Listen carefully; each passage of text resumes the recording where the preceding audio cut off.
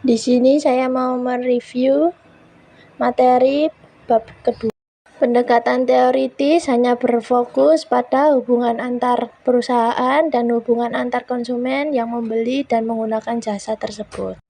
Konsep kemunculan komitmen dan loyalitas oleh Hamburg and Brun pada tahun 2008. Yang pertama, teori pembelajaran, yang kedua, teori risiko yang dirasakan, yang ketiga, teori disonansi.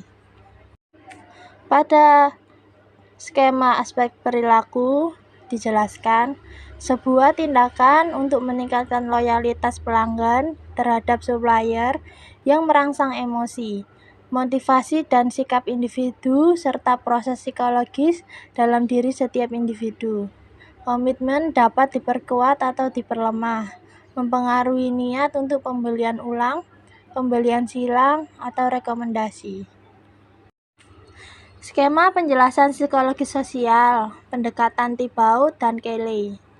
Yang pertama, pendekatan yang dikembangkan untuk menjelaskan perilaku individu, tetapi kemudian diterapkan pada hubungan bisnis organisasi. Yang kedua, dirancang untuk menjelaskan terjadinya komitmen antar individu dalam kelompok sosial atau organisasi. Yang ketiga, dasar dari teori ini adalah adanya hubungan manusia yang dibentuk dengan membandingkan biaya dan manfaat dari sebuah hubungan maupun hubungan dengan yang lain. Terdapat 3 kasus dalam pendekatan Thibault dan Kelly.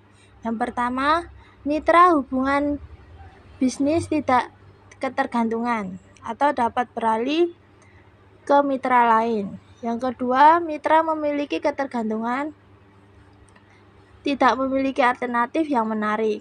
Yang ketiga, hubungan tidak menarik. Kelanjutan komitmen bergantung terhadap sikap dari situasi tersebut.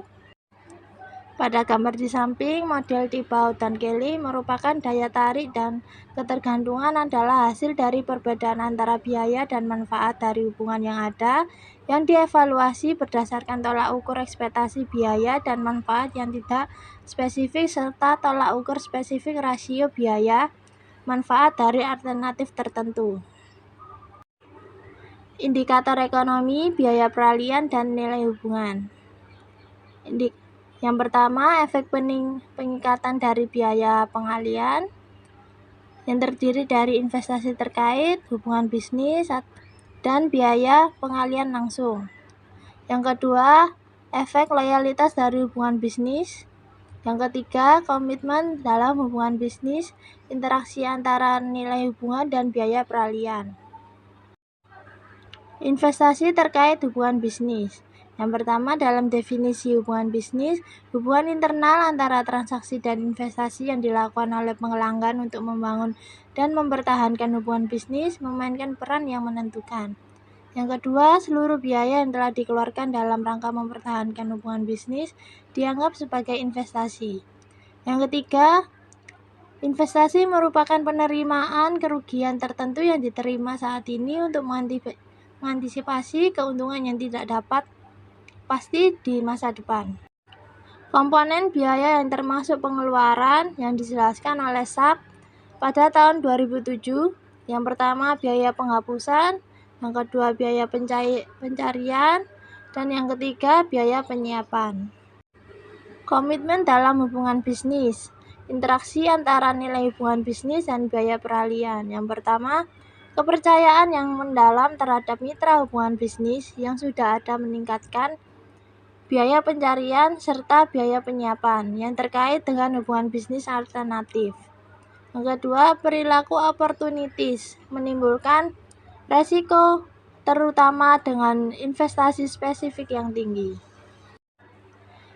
Atribut ekonomi dari hubungan bisnis ada 2. Yang pertama, atribut struktural. Karakteristik yang dapat menggambarkan dan menjelaskan struktur dan hubungan antara 2 atau lebih entitas bisnis. Yang kedua, atribut proses. Karakteristik yang dapat menggambarkan dan menjelaskan proses bisnis mulai dari awal hingga akhir.